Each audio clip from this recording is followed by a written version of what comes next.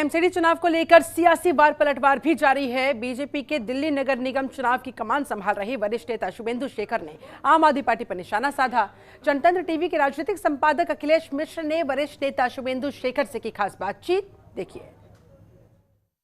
Delhi MCD चुनाव को Bharatiya Janata party बहुत प्रतिष्ठा का विषय बनाकर चुनाव लड़ रही, इसलिए तमाम मोर्चों पे तमाम लोगों को लगाया गया। हमारे साथ शुभेंदु शेखर जी। शुभेंदु जी, मैं देख रहा था आप यहाँ पे एक एक वार्ड को लेकर चिंतित थे, एक एक नेता को लेकर चिंतित थे। इतने मुख्यमंत्री आ गए, इनको यहाँ भेजिए, उनको यहाँ भेजिए, काहे को इतनी चिंता है? आप कह रहे हैं कि आप तो काम करने वाले लोगों में, तो क्यों इतनी चिंता है, क्यों इतनी घबराहट है भाजपा को? देखिए, भारतीय जनता पार्टी एक कैडर बेस्ड ऑर्गेनाइजेशन है, डिसिप्लिन पार्टी है और संघ और भाजपा मिलकर चुनाव इसको देख रही है। हम कोई भी कभी भी चुनाव में, कोई भी चुनाव हो, चाहे वो पार्लियामेंट का चुनाव हो, चाहे वो असेंबली का चुनाव हो, या ये पार्षद का चुनाव हो, या उससे भी नीचे कोई चुनाव हो रहा हो जहां पार्टी पार्टिसिपेट करती है, हम बड़े तन्मयता से काम करते हैं और कोई भी कमी नहीं छोड़ना चाहते हैं। और यही हमारे खून में बसा हुआ है।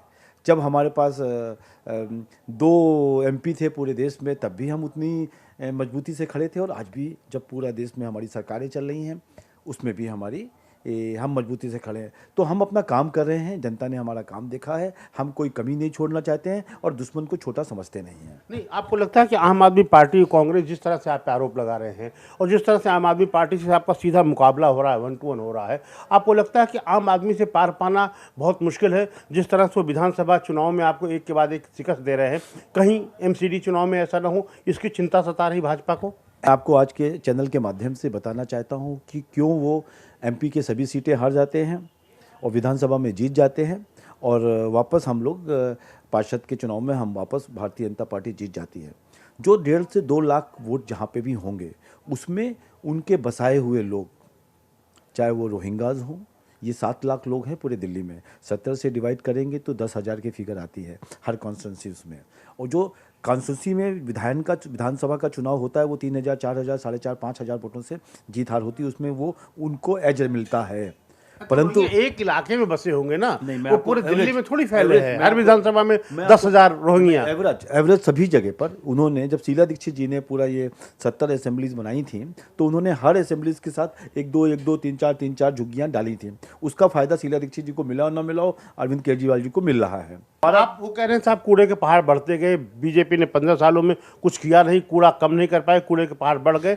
आपको क्या लगता है, ये एक बड़ा चैलेंज है? देखिए, ये चैलेंज जब उनके ऊपर करप्शन, जो पहले उन्होंने चुनाव चालू किया, उस चुनाव में उन्होंने करप्शन के ऊपर बात करना चालू किया, फिर उनको लगा कि करप्शन तो उन्होंने बहुत ज़्यादा कर लिया, अब लोग उनकी बात नहीं सुनेंगे, तो कूड़े पे वो शिफ्ट हुए। 2016 से पहले दिल्ली का कूड़ा इकट्ठा किया जाता था, उसके ऊपर मिट्टी डाली जाती थी और घास लगा दी जाती थी, तो उसका एक पर्दा डाल दिया जाता था। आपको कभी भी यहाँ पे आ जाइए, जितने भी भलसुआ का आप आइए, तो भलसुआ के लेफ्ट हैंड में जो एक पहाड़ बना हुआ है, उसके नीचे पूरा कूड़ा है।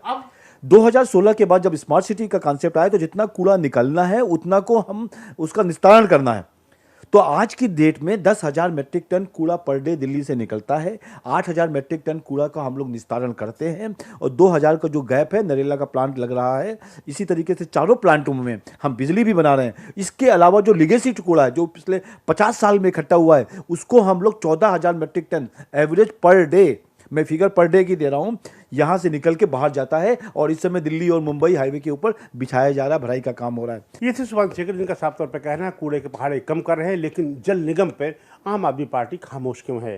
कैमरामैन सेरा के साथ अखिलेश मिश्र, जनतंत्र टीवी, दिल्ली।